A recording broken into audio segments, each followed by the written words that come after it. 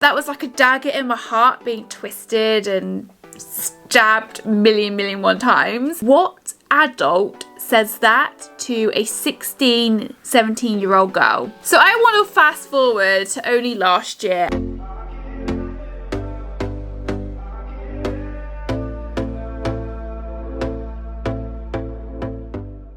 Hey guys, welcome back to my channel, and it's another spill the tea kind of video. Well, feedback has been great from my last video, and you guys feel like you're getting to know me a little bit more and you kind of like this down to earth chatty video. So I thought that I would do another one which is not clickbait again, and I want to tell you about the time when my boyfriend's mum absolutely hated me. It's very weird as well because I have never had an issue with anyone's families, like my friends or other boyfriends that I had. I've always like gotten really well with like their mums and their families. So it was just very bizarre situation for me.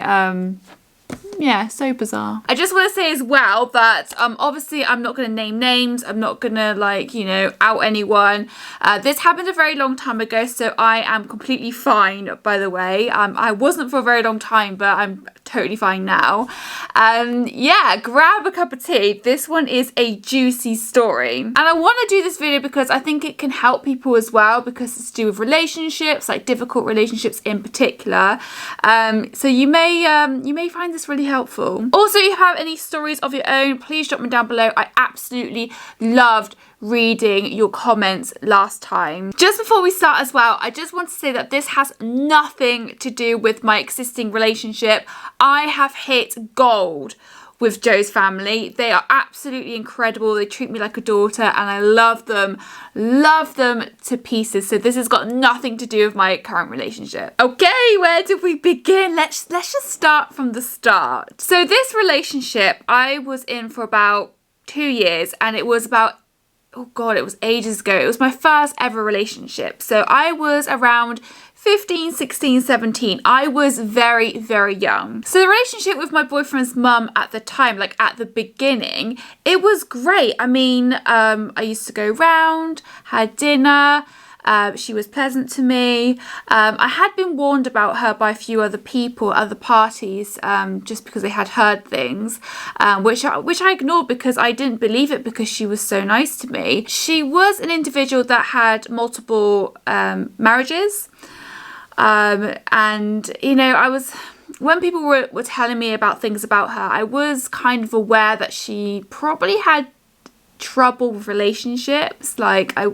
Yeah, it doesn't mean that everyone who's had multiple relationships or multiple marriages, it means that they have difficulties in just other relationships. But, you know, I was just a little bit wary. I was just told to just be careful, basically. She was a little bit strict, but that's fine. Yeah, no bother at the start. I think she liked me at the start. I think she did. Oh, another thing as well, which is probably worth saying, like the reason why I thought that she had difficulties with like relationships was because like one of her kids didn't speak to her, or didn't really speak to her. So, you know, again, like I kind of at the time felt that she maybe had a little bit trouble with making relationships, or you know what I mean. But yeah, in like hindsight now, I definitely think that she is someone who probably has trouble with relationships. That's just my opinion. So you're probably thinking, how did it all get really messy? So at the time, I was living at my grandparents' house, and they lived in this beautiful village, and it was the village's drama group, just to make that clear. And my boyfriend's mum and his stepdad lived very close by as well. So we all like were part of this like drama group. So what happened was that one of the original guys, like older guys who used to do all the rehearsals and the play and whatnot, had taken a step back. And I believe, if I remember correctly, that my boyfriend's mum took his space. So she was in charge of the play and also with the rehearsals and everything. She was essentially like a director. So this play that I auditioned for with my boyfriend at the time, it was actually for a duo lead role, and we both got it, which is great. And yeah, that, you know, fabulous. I was really looking forward to being, one of the lead roles in this village play that I really enjoyed doing every single year. So, once we got the role, a few days, maybe a couple of weeks passed, and the schedule for the rehearsals basically came out. And unfortunately, one of the days where rehearsals were being taken place was a day that I worked at a local pub, and at the time, just wanted to make it clear that that job was the only source of income that I had. My family don't have much money at all, and at the time we were living with my grandparents, and if you watched all my homeless videos, you would know why we were there. And, so it was very, very important to me, this job. So when I learned about the rehearsals, I was going to talk to my manager at the time to see if I could just switch shifts, if it was possible. Anyway, it must have been a few days later, after myself hearing about the rehearsal days. So I walk into work, and my manager confronts me straight away and asks me about, what's going on. I've had my boyfriend's mum in to tell me that you can't work, and you definitely cannot be working your shifts going forward. I was so taken back, because it was my responsibility to go to my manager to be like, hey, can I change shifts? Personally, I was really upset because my manager was a bit angry at me, he was very confused. And I was a bit taken back because it was, in my opinion, it was up to me to tell my manager that, I couldn't work and I would like to change my shift pattern. And I think my boyfriend's sister, she worked in the kitchen. She came out and she was putting something on the waiting table, and she overheard part of the conversation. Not all of the conversation, just part of it. I think what she got from that conversation was that I was speaking very ill of her mum, which was not the case. She only heard a snippet.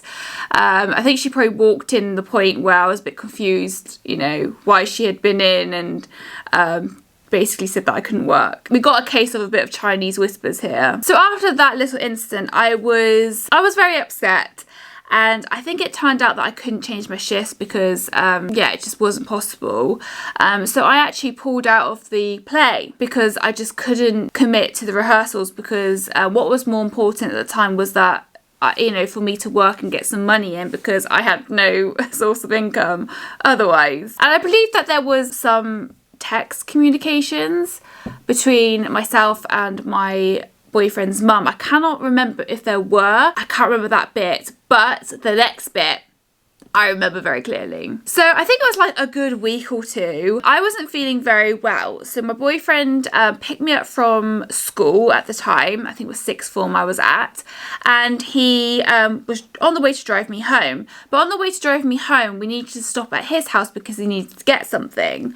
So I just waited in the car. I think it was because there was some sort of hostile text messages, but I just stayed in the car nevertheless. So I was just sat there minding my own business, not feeling very well in the slightest.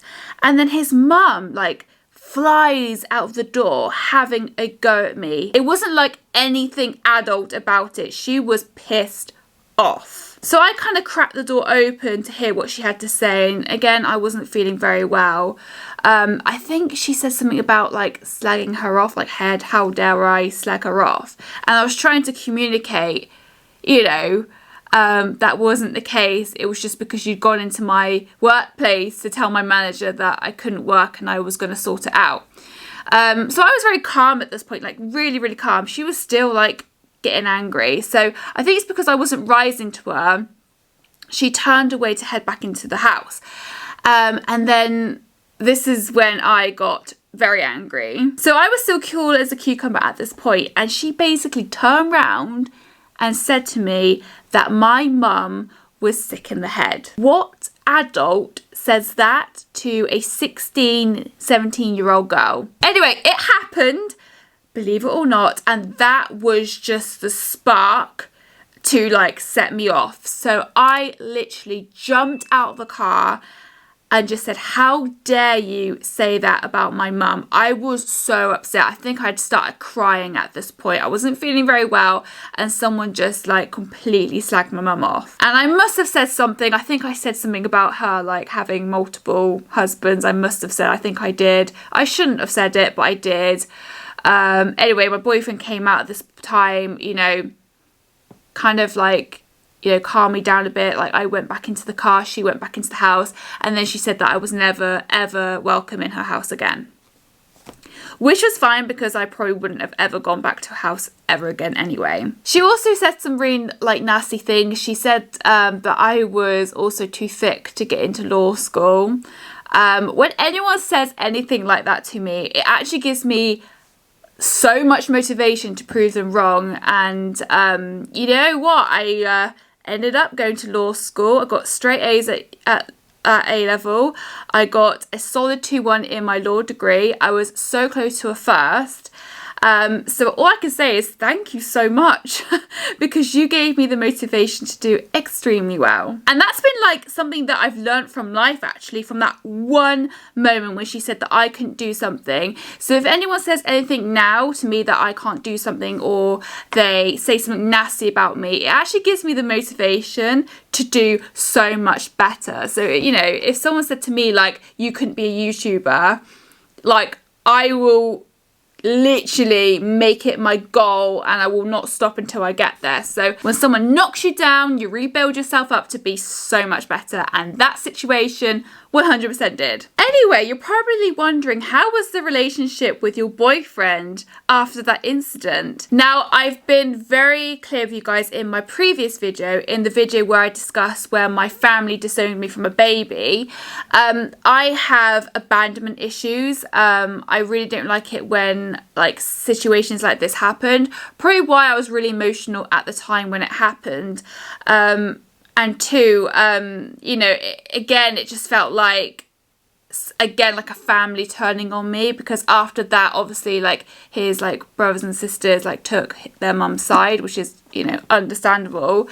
So, yeah, it brought back some really hard, difficult emotions for me, but you know what? I did have some really fantastic support around me, so those people who were aware of what my boyfriend's mum was like, I had so much support from them, so it was really, really good. So don't think that I was completely on my own. I wasn't.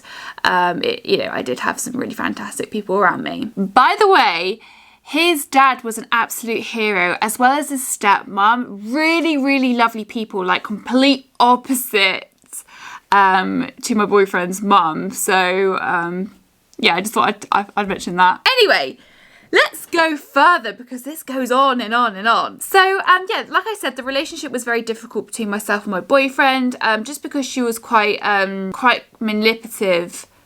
So, for example, I had this modelling shoot in London. It was with an agency, and my family couldn't really afford the tickets to go, like the train tickets. So I had the money for the train tickets from working. So I asked my boyfriend if he can come with me because I didn't really fancy going to, you know, all the way to London as a young 17-year-old girl. I think I was 16 or 17. Anyway, he said yes at the time. But then he couldn't because his mum said that he wasn't allowed, basically. Anyway, I ended up going to London by myself. Never been to London by myself on my own. And you know what? You know, I'm glad I did because it kind of launched my commercial modelling career. So, yeah, I mean, I did it. I went on my own, but I just thought it was really sour of his mum to do that, you know. Anyway, there was one incident in the car. So basically, I think my boyfriend had an argument with his mum, and my brother happened to be there at the same time. I don't really know why that came to be. Anyway, so they jumped into my boyfriend's car and they were heading to my house. What happened is that his mum got into her car and then started driving after him. What my brother came back and said was that they almost had an accident. Don't know what happened, but they almost had an accident because his mum was driving erratically behind him. Anyway, a few hours later, or maybe a day or two later, it might have been like a day or two. I don't know if my boyfriend had been home. I can't remember, but she ended up coming around to my house, a bit concerned about my boyfriend, to my parents. At this point, we hadn't spoken for weeks. You know, I thought she was pretty much the devil at the time, and I think she came over to kind of talk about what had happened. I think. Anyway, all I remember was that I heard her voice downstairs, and I was in the bath, and I came down in my bathrobe, and I knew of the situation, what had happened, and again, there was a bit of a little shouting match between us both. Not like bad, because my dad was sat there. And then she like randomly drops in the conversation saying, well, you went to London on your own without your parents knowing. And my dad was like, okay, didn't know about that. So, she, you know, you could tell that she was playing games. Like she wanted to get me like, I don't know. She just was stirring the whole time. And a few months later, unfortunately, my boyfriend and I split up. At the time, it was really, really hard because it was, you know, it was a serious relationship for me, and it was just like what had happened. I think it just made everything a little bit more raw. I was very, very, very upset. Took a while for me to get over. So when we broke up, obviously I was very, very upset, and it was very close to his birthday. And I remember that I bought this watch for him. Like it was expensive watch, like £40. Like for someone, you know, I think I was 17. I was 17. Yeah, that was a lot of money. I hardly like made any money. So I bought this like £40 watch, and also I think I put a rose with it. Yeah, I put a rose with it and a birthday card basically, and I sent it to his house. And I find this bit really, really upsetting because I remember just being so distraught over it. So one day I get home and the gift has been returned to me. And my mum has said that, you know, his mum had come over to basically return it. Oh, I was so upset. And to this day, I'm just a bit like, man, that's so bad. Like I have no words really. As you can see, like I'm stumbling, like, you know. I just think that's really bad. So that hurt. That was like a dagger in my heart being twisted and stabbed million one times.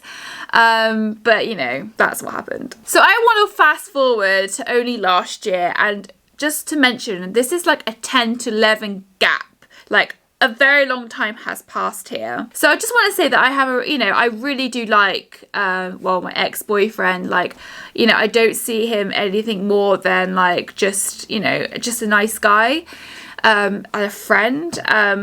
You know, we're not close friends, but, you know, we're friendly. I just think he's a really nice person, and, you know, that's fine. So I actually saw him last year. Just cutting a long story short, his mum and his stepdad were in Bath at the time, and he was meeting them up for lunch. And he goes, "Oh, do you want to say hi to my mum?" And I was like, "Yeah, you know, sure. Like, do you know what? I personally don't hold grudges. Like, I'm just not like that at all." So, you know, we walk over, and she just does not look at me in the eye. So I just said, "Oh, hi," and her name. She went, "Hello," really abruptly, but like looking down to the floor. You could see that she didn't want to speak to me, which is fine. So, you know, I said my goodbyes to my ex-boyfriend, and and I just went. On reflection, I just think it's very silly. I mean, it's been 10 years. I'm an, you know, grown woman now. At the time, I was very, very young. You know, a child, essentially, a teen. And just sometimes I just think that some like relationships are just not even worth bothering with. So yeah, just to conclude with this video, while I know what it feels like to be, you know, in a very difficult situation in regards to relationships, and if any of you out there who may be like having trouble with their in-laws or with their partner's parents or family, like, man, I totally know how that feels. I personally just felt like, you know, in hindsight, like as you know, being an adult now, I just think, you know, the whole situation was extremely childish. very unneeded, especially with a young girl at the time. I was so young, like 16, 17. Like, man, that is a child's age. Not a child's age, but it's a teenager's age. It's a young age, and you know, I just personally wouldn't speak to a 16-year-old the way she did to me, or how she handled the situation. It was very childish. To this day, I have no grudges. Like, none whatsoever. Completely fine if she still wants to have a grudge against me, but I'm all good. Yeah, I mean, I hope this video actually does help with some of you, because like, you are not alone out there. And I know there's gonna be a load of comments in the comments below, you know, probably sharing your experience, and you know, I really want to hear them. I just personally think that it's very funny that some people can have a grudge like 10 to 11 years later. Life's too short, people. Life is too short. I really hope you guys enjoyed this video. Like I said, like multiple times in this video, please drop your comments down below. I really want to hear your experiences too. I also have more of these kind of videos coming up. Also drop me a comment down below if you like them and what you think of them, because I have so many stories. If you've not subscribed to this channel, please subscribe and turn on the notifications. It really, really does help me out, and also you will never ever miss this kind of tea spilling video. But as always, guys, make sure that you like and subscribe, and I'll see you next time for another video. Bye.